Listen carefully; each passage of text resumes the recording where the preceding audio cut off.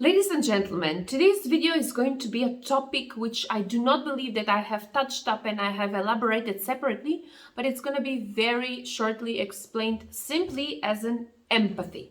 How empathetic you are as a person. Are you able to build a rapport with the people that you are meeting on a daily basis? How you're supposed to be behaving with the recruiters, with the other candidates when you will be attending that open day, assessment day, and that final interview. Do stay engaged until the last minute of this video, as I do believe that this topic has not been touched on these social media platforms, just like the emotional intelligence topic, the cultural intelligence topic, the decision-making topics, etc., which are all content on my YouTube channel. Should you wish to explore them right after you're done with this video, do not forget you can click the playlists and you can have a look at the other videos that are published. But if you want to search the YouTube, whatever topic that comes up to you from the ones that I have mentioned, you only should add my name, Julia George, and the first video that will come out is going to be my video. Prior to that, I just would like to quickly welcome everyone who's new to this channel, and I do hope you have already subscribed. My name is Julia George. I come from Macedonia, but I live in Germany, and I'm about to finish my master studies in aviation management, and this is why I held a lot of knowledge when it comes to human resource job application, in particularly in the cabin crew role. I was a cabin crew for Qatar Airways for 10 years, where I have resigned from my last work position as a cabin service director, and let's start. When we speak about behavior within the airline industry, we certainly can have a look at the influence of something called a rapport building behavior, which the cabin crew members have, and they display this towards their colleagues as well as towards their customers. I do believe that the information I'm going to share in today's podcast is definitely going to help you and will be a sort of a guidance in your psychological health and in the quality of life that you as a current cabin crew or as an aspiring one are going to be able to achieve, to understand and to implement it. Until now, ladies and gentlemen, on my social media platforms, I have been receiving messages from candidates and from current cabin crew with a constant interest regarding ways of how they can improve their performance and their services that they offer to the customers, as well as how the candidates can be successful when they will be attending those open days, assessment days, in particularly in times when the recruitment teams are observing them. I will be referring mainly to the psychological and to the emotional aspects of the cabin crew job in order to make things more clear and in order for you to be able to reflect this on yourself. It is of utmost importance that as a cabin crew or as an aspiring cabin crew, you actually know the effectiveness that in your job or in your recruitment process that the rapport building behavior is going to be having. And this rapport building behavior is something that the current cabin crew are exercising alongside with their cabin crew members, with their customers. And this rapport building behavior is something that you're supposed to be exercising as a candidate, particularly enhancing your cooperation with each and every other candidates when you will be attending those open days, assessment days, and final interview in order to achieve, to have that synergy effect when you will be part of that assessment day. In the commercial air travel business, the cabin crew members work as a team. Therefore, the psychological bonds are very important for rapport building, and they're critical aspects that the recruiters are paying close attention to during the recruitment process. So if you're a current cabin crew, you most probably know very well that the rapport building is actually included in your in-flight assessments. And as a cabin service director during my entire career as a cabin supervisor, this was something that was enhanced. We're supposed to pay attention to. And if the cabin crew are lacking into the category of rapport building, an attention to the manager is supposed to be raised. When it comes to the rapport building behavior, the cabin crew or the aspiring cabin crew, we can categorize this rapport building behavior into 5 groups. Those 5 groups will be: the first one is uncommonly attentive behavior between the crew members. The second group is called common grounding behavior.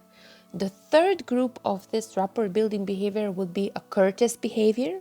Then we have a connecting behavior. And the last group is an information sharing behavior. And further on in this podcast, I'm going to be elaborating all 5 of them in order to give you a clear picture that this rapport building behaviors are so much applicable during your job as a cabin crew and during your entire communication and your entire presence during that open day, assessment day, and final interview. So let's start. Let me just say a few words related to the empathy. The cabin crew work is actually an activity where the crew members have close interaction within a group or a team. Therefore, the psychological bond between the colleagues, the crew members, and also the psychological bond between the other candidates is essential to help the members or the candidates to actually intuitively to be able to identify instances where their colleagues or the other candidates are experiencing some difficulties during their work or during the recruitment processes and the type of assistance that they might require in these circumstances. Now, ladies and gentlemen, in the academic world, this has been defined as a psychological bond or an empathy. Now, when we speak about empathy, we certainly refer to strong, to deep psychological connection between two individuals, which can be formed through smooth communication, and this is the rapport building term that I have been using from the beginning of this video. And believe it or not, ladies and gentlemen, the rapport building behavior has great positive effect on the empathy itself. As I have mentioned previously, I will furthermore say a few words about different rapport building categories that I have mentioned, with what are the core reasons to make you understand, to learn how to be successful next time when you will be attending that open day, assessment day, final interview, as well as if you're a current cabin crew, to be able to build up a successful career that is going to be everything and stress-free. Uncommonly attentive behavior. When we speak about uncommonly attentive behavior, this can be divided into three subtypes. The first subtype is actually something called atypical behavior, which involves making the other party or the other side recognizing that there have been received unexpected special treatment. In the second subtype is something called personalized rapport building, which stems from remembering the name or some personal information of a specific colleague or a customer. And in the third type is something called sincere personal attention. For example, a cabin crew members may make it a point to remember their colleague's birthday and serve birthday cakes at overseas stations or outstations, as we used to say it. And when they meet on the next flight, they may remember these colleagues, their names, and the present that they have given to them. And they also might remember the gift, as mentioned, or the time they have spent together. Therefore, ladies and gentlemen, an uncommonly attentive behavior by cabin crew members would make them more empathetic towards their colleagues as well as towards the customers. And in fact, from my experience, this uncommonly attentive behavior was pretty much it was pretty much practiced while we were cabin crew. We'd be remembering our birthdays. We would give each other cakes on board the aircraft. We would make the cakes ourselves from what was available on board the aircraft, and it was such an amazing experience. In the second category, we have the common grounding behavior, which occurs when two individuals try to find mutual areas of interest. And over here, we have two subtypes. In the first type, we have individuals who are looking for similarities with a coworker or with another candidate, regardless of the differences in their performance levels, let's say. The two parties will be looking for similarities and will be looking for ways to perceive each other as being similar. And in this case, they tend to build rapport and make their relationship to be more robust. And in the second one, or the second subtype, it involves the act of looking for mutual interests which are beyond superficial similarities. For example, there may be colleagues who receive initial trainings together, who are looking for advanced customer service training together, who are looking for another type of, let's say, following up leave together, etc., etc. And this type of common grounding behavior is also something that the recruiters are able to see if you're practicing during your open day, assessment day, and your final interview. And ladies and gentlemen, the common grounding behaviors by cabin crew / candidates would definitely make them to be observed as more empathetic towards their colleagues, more empathetic towards your customers, and more empathetic towards your overall job performance. In the third group, we have the courteous behavior. Courteous behavior implies treating the other parties or the other groups with interest and with respect. Courteous behavior can be divided into three subtypes or three categories. We have first the act of sharing empathy with your colleagues or with your coworkers, which considers to be an important factor in increasing intimacy and rapport building. Then we have having some respectful manners and honesty, which includes displaying a friendly attitude and greeting your colleagues, greeting your other candidates, etc., etc. So during problematic scenarios, sincere apologies and behaviors are aimed at restoring the relationships that have been claimed to induce positive rapport building. For example, cabin crew members are courteous towards their colleagues. They may greet each other with a bright smile pre-flight in the briefing room, not as they walk they walk by each other when they're meeting each other in the technical building. When they go for the flight, they exchange warm greetings in the galleys during the flight, etc., etc. This is something you also can practice as a candidate, nodding and smiling when you will be seeing the other candidates. Courteous behavior by cabin crew members / candidates would definitely make you be observed as empathetic towards your colleagues, towards your customers, and you will definitely raise up your chances to actually be recruited and get the job as a cabin crew. The fourth category, which I mentioned, is called connecting behavior. This connecting behavior relies on setting clear intentions to develop a relationship, which is exemplified throughout actions such as pleasant and humorous conversations or conversations where you are laughing and speaking on familiar terms. The connecting behavior can be divided into three subtypes. First is a pleasant conversation with your colleagues, with your customers. The second one is speaking on familiar terms. This connecting behavior creates an atmosphere of entertainment or interest that has been reported to actually help to form strong bonds. Therefore, in this third subtype, we can say that a pure humor is involved. For example, a cabin crew member works in a team or in a group. They might hold humorous or conversations when they're laughing each other with their colleagues, and this definitely helps to lighten up the mood and facilitates a quick friendship. Therefore, building a rapport in a short time is something that this connecting behavior produces. This is definitely going to be helpful for the in-flight work requiring cooperation, and this connecting behavior by the cabin crew members is definitely making them to be more empathetic towards their colleagues, towards their customers. And to be very honest, this connecting behavior was something that I was practicing during my entire flying career as a cabin crew. I loved laughing with my crew. I loved making this friendly atmosphere, sharing jokes or cracking jokes, as they would say, and also with my customers. As soon as I establish a proper rapport building, I would also go into the connecting behavior to make sure that they enjoy, they're relaxed, lighten up the mood, facilitate a quick friendship, and therefore making their flight an unforgettable experience. And the last one that we have is the information sharing behavior. This information sharing behavior includes behaviors such as providing conversations where we are providing clear informations, we are sharing knowledge, and we are providing an overall advice about certain services.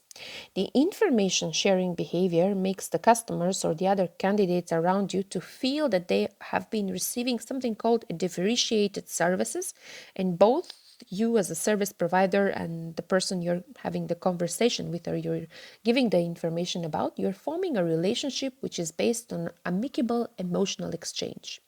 As part of this behavior, providing a service actually establishes an open communication with the other part, with your coworker or with your customer or with the other candidates, and this actually improves transparency.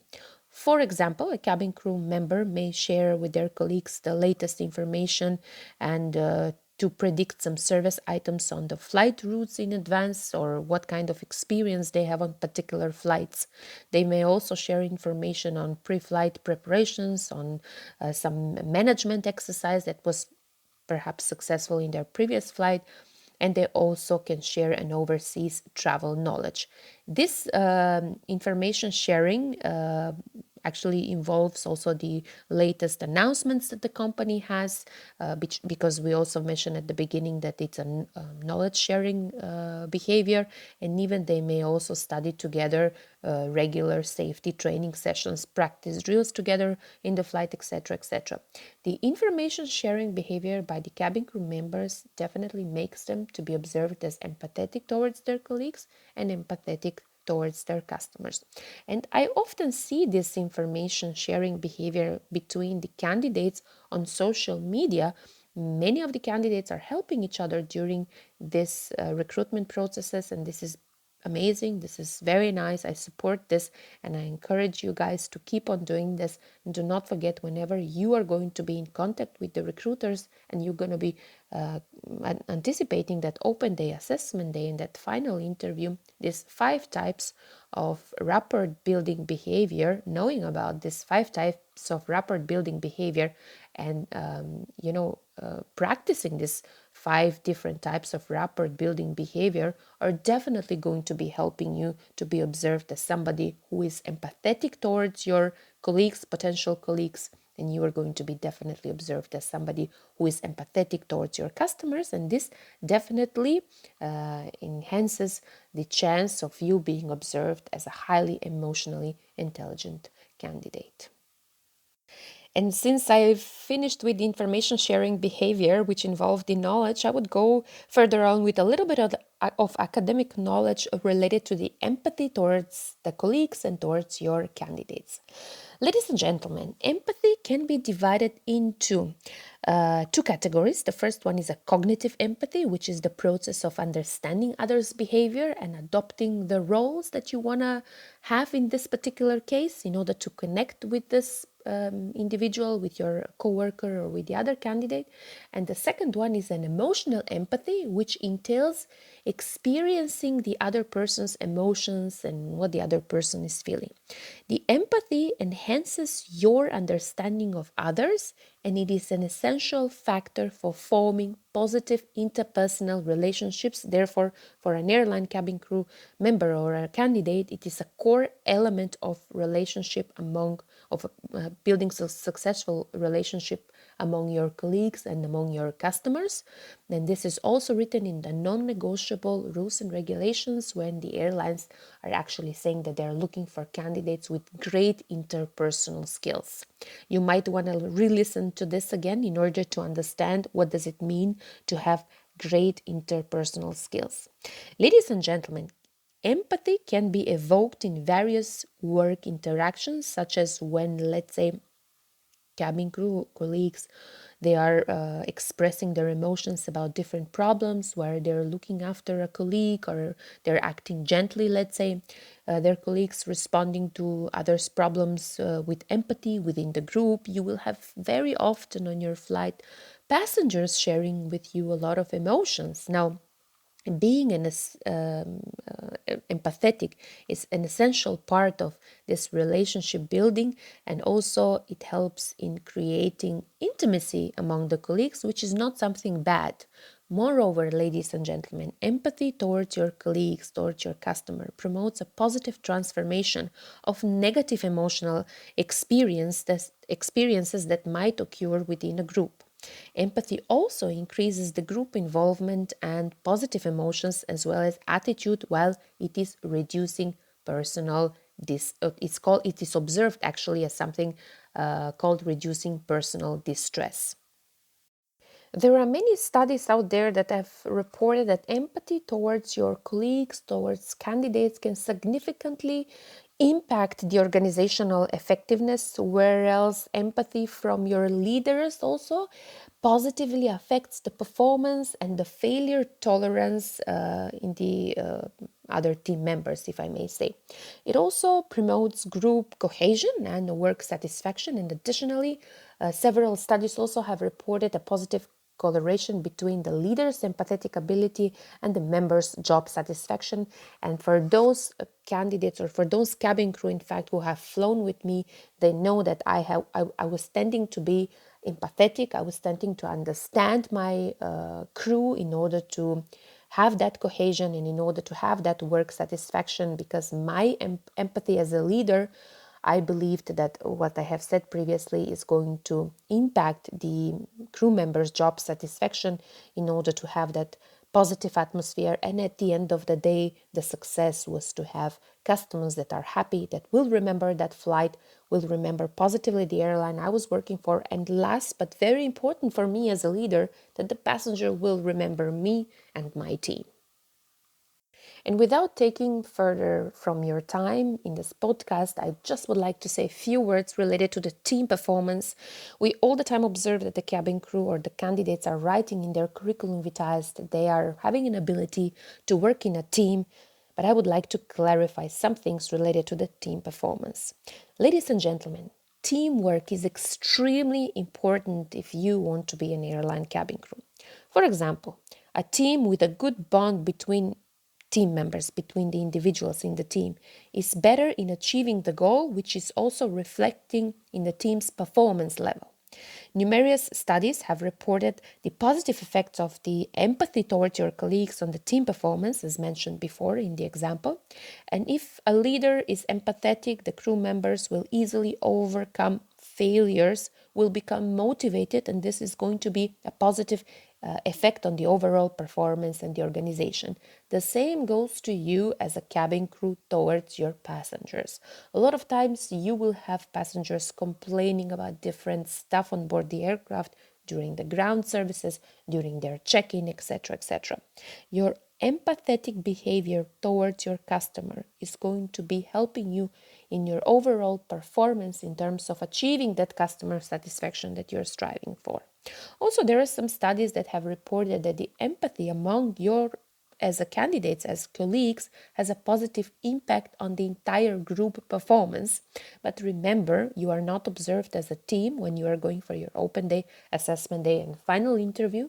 You are observed as an individual who has this rapport building skill, and it is important for you to know the different rapport building instances where you can build different rapport building style, as I have mentioned previously.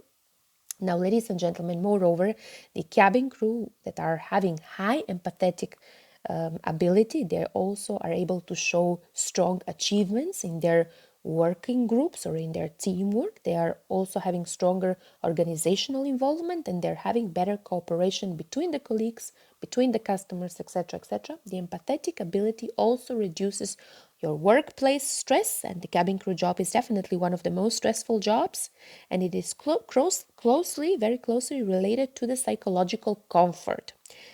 Cabin crew or the cabin crew candidates with high empathy among your colleagues, among your customers, are going to be observed as people who will be able to perform better than the rest. Please remember these last words. That's why I emphasize, when you go for your open day, when you go for your assessment day, for your final interview, smile. If you see any of your colleagues struggling for answers, looking for something, do not afraid to approach them, to extend your support. But please do not do that in a fake manner. Be natural. In order to be observed as somebody who does that naturally, you have to love what you're doing.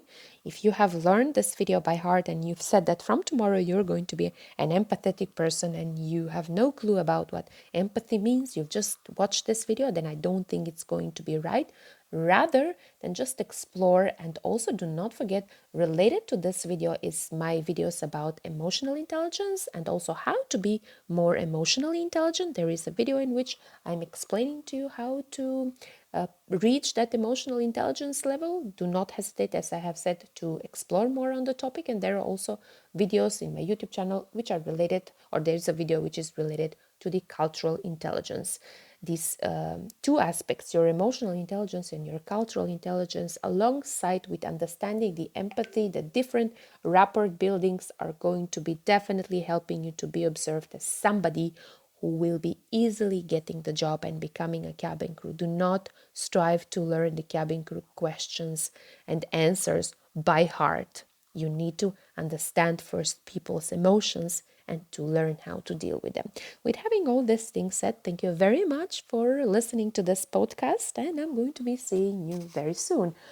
Bye bye and have a nice day.